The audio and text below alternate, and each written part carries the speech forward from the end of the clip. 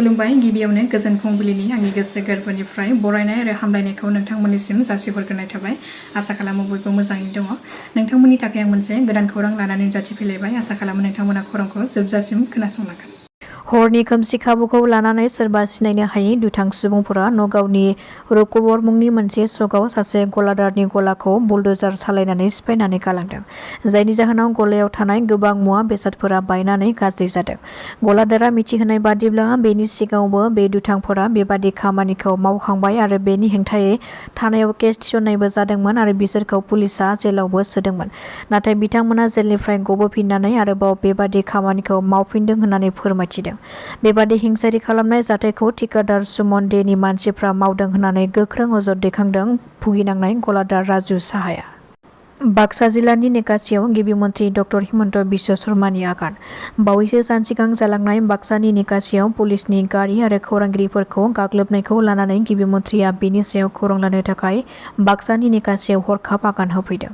बेयाव दावबायफैनायजों लोगोसे गिबि मन्थ्रिया गावनि गिबि मन्थ्रिनि बिबानखौ एंगारोब्ला 50% आन्दोलन खालामनाया खमायगोन आरो बे आन्दोलन एबा हिंसायारि खालामनाय जाथाया जुबिन गार्गखौ न्याय होनायनि आन्दोलन नङा, बेयो गौरब गगৈखौ गिबि मन्थ्रि खालामनायनिसो आन्दोलन। बे हिंसायारि जाथायखौ खालामग्रा सुबुंफोरा दायो पुलिसनि नोजोराव खारखोमानानै दङ आरो बिसोर जाहाथे न'आव फैयो एबा लिंहरनो थाखाय खावलायदों जाहाथे बे हिंसायारि जाथाया माब्रै जाया बेनि सायाव पुलिसआ बिसोरनाव सोंनाय फिननाय खालामगोन। बे गामिनि सानै गुलि नांजानाय सानै सुबुङा दायो देहा फाहामसालियाव फाहामथाय लागासिनो दङ होननानैबो गिबि मन्थ्रिया गावनि बिबुंथिनि गेजेरजों फोरमायदों। दिवाली फोरबोखौ लानानै बयबो सुबुंफ्रानो बम बायदिसिना दिवालियाव गावनाय एबा रंजानाय बेसादफोरखौ सावनानै रंजानाय लादों। नाथाय बेबादि रंजानाय समावनो बाक्सा जिल्लानि जफादं भबानिपुराव मोनसे गिख्रंथाव अर खामनाय जाथाय जानानै थाङो। मिथिनो हानाय बादिब्ला जफादं भबानिपुराव गिख्रंथाव अर खामनायनि जाहोनाव गंनै दारिमिना खामनानै सेवहांगार जायो। खमैबो 5-6 लाख रांनि खहा जादों होननानै बिगोमाया फोरमायदों। बे अर खामनाय जाथायखौ मोजाङै मिथिनो हायाखैब्लाबो बेनि जाहोनखौ दिवालीनि गावनाय पटका एबा बमा नांनानै खामलांनायनि सन्देह खालामदों। मानोना बे अर खामनाय जाथाय जानाय समाव सोरगिदिं बयबो रंजानायजों पटका बमा बायदिसिना सावगासिनो दङमोन।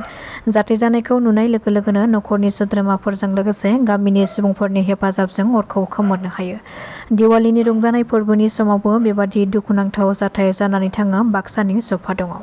मोनसे गोजोनथाव खौरां, बाक्सा जिल्लानि कमल कुमार बर'आ इमिसान चाइनायाव खुंजानाय 10 वर्ल्ड कुंफु चेम्पियनशिप 2025 मायथाइनि गेलेनाय बादायलायनायाव सिलभारनि मेडेलखौ देरहानो हादों। वेस्ट बेंगल आलिपुरदुवार जिल्लायाव मध्य नाराथाली आन्सलिक दुलाराय बाथौ महासभानि बानजायनायाव हारिमु आरो धोरोमनि हानजा सुनाय हाबाफारि जानानै थाङो।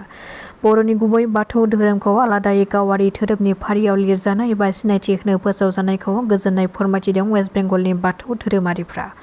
भारत सोरखारखौ साबायखर बावहरनायजों लोगोसेनो बिटिआरनि बारग' गाहाय मावफुं सोद्रोमा प्रमद बर'खौबो साबायखर बावहरदों वेस्ट बेंगलनि बाथौ धोरोमारिफ्रा। एक्स-बिएलटिखौ सोखावनो नागिरनायनि सायाव बिश्वनाथ जिल्ला एक्स-बिएलटिनि खौरांगिरि मेल। बिथांमोना बे खौरां मेलनि गेजेरजों फोरमायथिदों दि गहपुर हालामाव नमिनेटेड एमसिएलएनि बिबान नागिरनानै बिथांनि जानानै थाखानाय एक्स-बिएलटिनि आफादफोरखौ जेबो खौरां एबा खबर होआबालानो गोदानै बिथांमोना भजन बसुमतारीखौ आफादगिरि बिबान आरो भबेन बसुमतारीखौ जिल्लानि नेहाथारि बिबान होनानै नमिनेटेड एमसिएलए बिबान होनो नागिरदों। नाथाय बेबादि मोनसे आफादखौ खबर होआबालानो माबोरै बिथांमोना बे गिदिर थांखिखौ लानो हाखो होननानै सोंथि खालामदों बिथांमोना। बेखौ लानानै बिश्वनाथ जिल्ला एक्स-बिएलटिआ साबजानाय मोनाखै आरो बेबादि खालामनाया आफादनि जेबो नेम जाया एबा जानोबो हाया। जुदि आफादनिफ्राय माबाफोर हेफाजाब मोननो लुबैदोंब्ला आफादनि मानसिफोरजों जथायै सावरायनायनि गेजेरजोंसो बे थिरांथाखौ लानो नांगौमोन। बिथांमोननि बेबादि खामानि मावनाया आफादखौनो लाजि फोनांनाय जादों। बिथांमोना सोरनि खैसाराव गोग्लैनानै बेबादि खामानिखौ मावदों जों बेखौ मिथिनो हायाखै। नाथाय जोंनि आफादाव सोरबाफोर हाबनानै बेले-बेजे खालामनो सानदोंबा बेनिख्रुइ दुखुनांथावसिन आरो जेबो गैला। बिथांमोना जुदि एमसिएलएनि मोनथायखौ जुदि मोननायनि गोहो दंब्ला बिथांमोना मोननायखौ जोंहा जेबो बुंनांगौ गैया। नाथाय बेबादि आफादखौ जेबो खौरां होआ एबा सावरायाबालानो सिरियै थिरांथा लानायखौसो जों दुखु मोनदों होननानै बुंथियो बिश्वनाथ जिल्ला एक्स-बिएलटि वेलफेयार ससाइटिआ।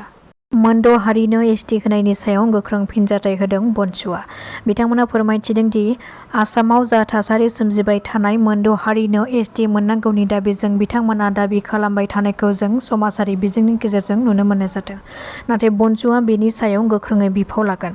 जाय बिथांमोना एसटि मोननांगौनि थाखाय आसामाव सोमावसारगासिनो दङ बिसोरो नन ट्राइबेल आरो बिथांमोना एसटि मोननांगौनि जेबो मोन्थाइ गैया आरो बिसोर जोंनि ट्राइबेलफोरनि एसटि मोन्थाइखौ सिफायनो नाजादोंब्ला बिसोरनि हेंथायै जों गोख्रों गसंथेगोन। बेजों लोगोसेनो बर' माहारियारि फरायसा आफादा जोंनि आसामाव मोनद' हारिया एसटि दाबिनायनि सायाव जेबो बुंनांगौ गैया नाथाय दाबिनायनि बयहाबो मोन्थाइ थायो नाथाय बिथांमोना एसटि मोननायनि जेबो मोन्थाइ गैया होननानै गोख्रों रावजों बुंथियो बनसुनिफ्राय। दासिमनि खौराङा एसेनोसै। नोंथांमोना खौरांखौ नायनानै मोजां मोनदोंब्ला चेनेलखौ साबस्क्राइब खालामनानै लानो हागोन। गोजोन्थों।